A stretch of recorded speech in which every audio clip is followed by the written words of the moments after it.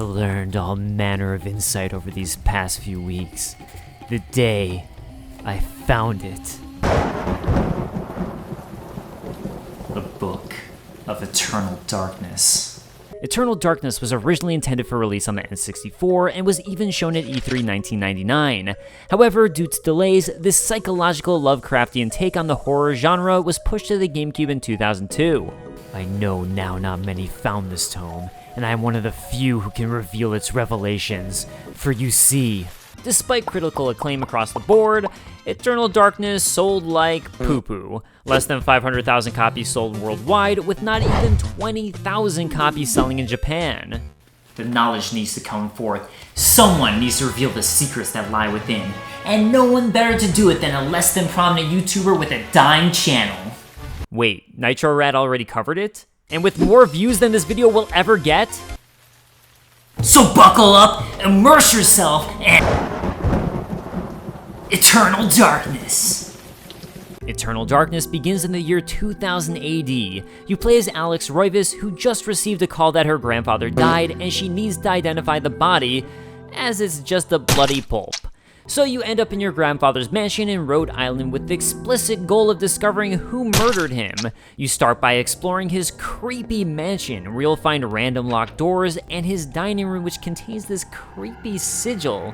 Did no one ever notice this when they visited him? Thanks for coming. Oh, so nice to be here. But what's with the painting in your dining room?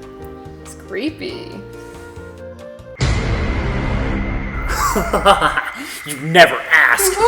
And why have there gotta be creepy whispers in this mansion? I think that's an automatic sign to stop exploring and get out! Oh, those are just the ghosts that live here. Those are fine. The game is abound with puzzles, and the first thing you'll have noticed is that there's a clock stuck at 3:33 and another clock that you can watch. Yeah, I got that. I take back what I say about ghosts. They're the worst. Putting in the right time opens up your grandfather's secret Lovecraftian room, complete with a Necronomicon, in this game called the Book of Eternal Darkness, and creepy paintings abound. So you may now have the general gist of what the game's going to be about if you know Lovecraft at all. That's to say, the Book of Eternal Darkness contains horrifying existential knowledge of eldritch beings. It also contains the tales of everyone who's read and delved into the book in the past. So I guess we'll just take a little peek at the book and see what we learn. Our first chapter begins with the Roman centurion Pius Augustus in 26 BC, who's searching for an artifact in ancient Persia. This leads him into a strange ruin where he's teleported inside and you're forced to fight off creepy reanimated skeletons by chopping off their limbs. It also leads us to our first major puzzle. Over the course of exploring this ruin, you've received 4 different colored blocks. On the wall are 4 different colored slots. So where to put the colored blocks? Where to put... This knowledge is too much for me. I can't do it! Past this puzzle, you find 3 artifacts to choose from. A red one, a blue one, and a green one. I guess I'll take the blue one. Sure. Oh, that's not good. That's not good. Although, he looks oddly familiar.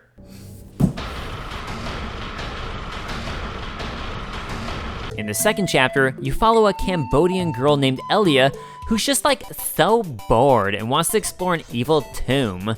She also somehow found and read the Book of Eternal Darkness. As you do.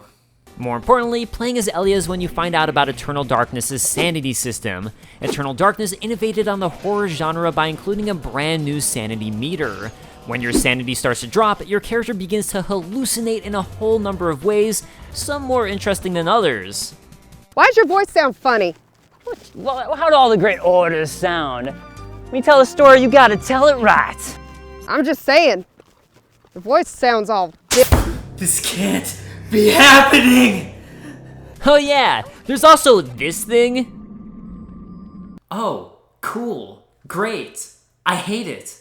So that is Mantarok.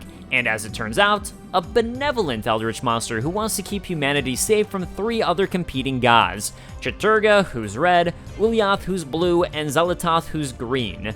They each have their own artifact, and because I chose blue as Pius Augustus, he's become a slave to Ulyath and is trying to resurrect the god to destroy all of mankind. Meanwhile, Mantarok is trying to help you stop it with the Tome of Eternal Darkness. Each person who finds it gains knowledge from the book, and your eventual goal is to collect the 2 artifacts you didn't choose as Pius Augustus, as well as an artifact of Mantarok. In other words, Eyeball monster good, skeleton man bad. Purple Pumpkin Pete? How? When? and Skeleton Man murders Elia. Cool. Great, I guess we're moving on. Next chapter sees you in Amiens, France, 814 AD, playing as Messenger Anthony.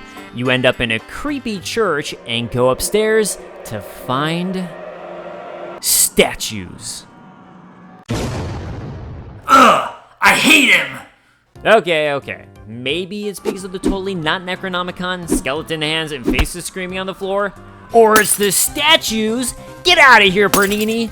With the Tome of Eternal Darkness and as Anthony, you can now find a magical codex and a few runes, which allow you to create spells, meaning you're more badass than ever.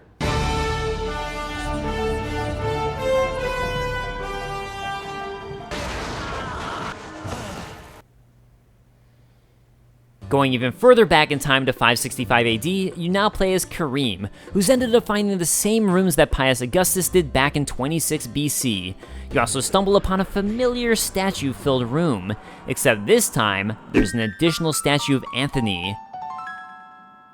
Karim finds the Tome of Eternal Darkness, and with that, learns all of the runes and spells Anthony learned in Chapter 3 of the book, meaning you've gained all of his knowledge. Okay, I'm just saying. These statues are of the people who obtained the book before you just read about, and are dead. Does that ring any alarm bells? No? Is it just me? I guess we'll try to be the first to survive. Oh, I see. I think I'm going insane. Next chapter sees you back at Alex's family estate, where one of her ancestors has discovered the Book of Eternal Darkness. Don't worry, my servants. Just because I'm running around with a sword and a Kimbo-style guns doesn't mean anything. As Maximilian, you discover there's a giant underground city and necropolis of Ulyath blue beings living directly under your mansion. But nobody believes you because you're a drunken mess and they throw you into a loony bin. So we reached Dr. Edwin Lindsay in 1983. Let's play a game. Who's the bad guy? Could it be A, this bearded, handsome Indiana Jones? Or B, this skeletal-looking man? I haven't the foggiest. You cannot escape me, Lindsay. This place will be your tomb. Oh, you got me, game. Shockingly, Indiana Jones survives and brings back an artifact for Alex Roives' grandfather to hold onto before his demise. So on to Chapter 7. Here you're back in the past in 1485 AD playing as a monk Paul Luther, who ends up back at the creepy church in Amiens, France, where Anthony died. In fact, you run into him, looking about the same as before, to be honest. By making your way through the church, you end up at the first boss battle. Pius Augustus has summoned a giant monster to guard another one of the artifacts. So, time to take on a boss.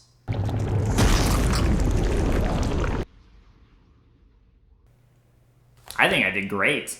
Chapter 8 sees you play as Roberto Bianchi, who's been captured by Pius Augustus and forced to work as an architect for him. If you don't, he'll kill you. If you do, he'll kill you before you finish your work. That seems kind of inefficient. Why would you kill your architect? Never mind. Next up, we move on to Peter Jacob, a reporter during World War I. As you probably recognize, we're back at the creepy church, Uberly Cathedral, and the boss.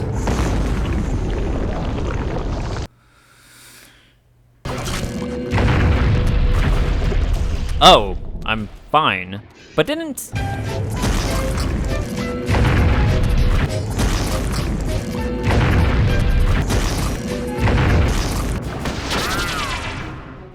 ideas of your puerile civilization are of no use against the power of the planes. Magic is your only hope. Listen, you just have to hold the sword, and then you stab me. Got it? Oh, did I beat it? Huh. I wonder how I figured that one out. It's his own fault, really. Peter Jacobs manages to both survive and pass on the second artifact to Alex Roives' grandfather. And speaking of Alex's grandfather, the next chapter has you playing as a younger version of him. Don't mind me, my servants. No, it doesn't run in the family. Swear. You know, sometimes things just happen when you're fighting. Okay, maybe I had one too many drinks. Whatever. As it turns out, that underground city Maximilian found is that of the blue Ulyaoth creatures I had Pius Augustus choose at the beginning of the game. But you find giant towers with runes on them, and by casting Dispel Magic, you're able to murder all of them. So, all in all, Grandpa Roives is an overall badass. Until he, you know. So, Chapter 11, Michael Edwards. A Canadian firefighter who somehow survives this. And this fall, ends up in the Forbidden City in 1991 and immediately obtains an artifact. Take this. Take it to the ruins of Enga. You want me to take this to some ruins under a house in Rhode Island? Hold on. This is before you find the Book of Eternal Darkness. So how does Michael know this? Oh, the ruins of Engoth? Everyone knows that's in Rhode Island. The canopy of Zelvius Verunicus? Yup, buried in Deerfield, Illinois. I mean, I can't believe you don't know where the canopy of Zettelpish Fraction is. Common knowledge, really. Anyways, Michael succeeds and also finds a random C4 somebody just conveniently left. So he blows up the entire city, leading us to the final chapter, Alex Roives. So let's just save the game and, no, I don't want to delete. No, you don't, you mother... It was a sanity effect. You son of a bitch, game. As Alex, it's up to you to finish the job and fully defeat Pius Augustus, who's apparently been working to summon Ulyaoth as the planets are now aligned. So, time to summon your own god, the Green God Zelatoth, who's super effective against Ulyaoth. And the day is saved, except for that you summoned another giant, horrible, evil god who's also bent on destroying the world and killing everybody. You did it! Yay! That said, you can play the game 2 more times, choosing the 2 different gods you hadn't on your first playthrough. And in doing so, get a secret true ending where there's parallel universes and each of the gods killed each other, thus the day is truly saved. But I never played past playthrough 1. So I guess my world is fucked. It was interesting going back to Eternal Darkness and playing it again. It's a GameCube game I always held dear and felt was super underplayed. In replaying the game, the mechanics and storytelling definitely feel dated, but I still maintain that the sanity meter was a brilliant concept I wish we'd see used more frequently in horror titles. My save file deleting is something I, to this day, have never forgotten. So there you have it, the Book of Eternal Darkness. Not that kind of dark.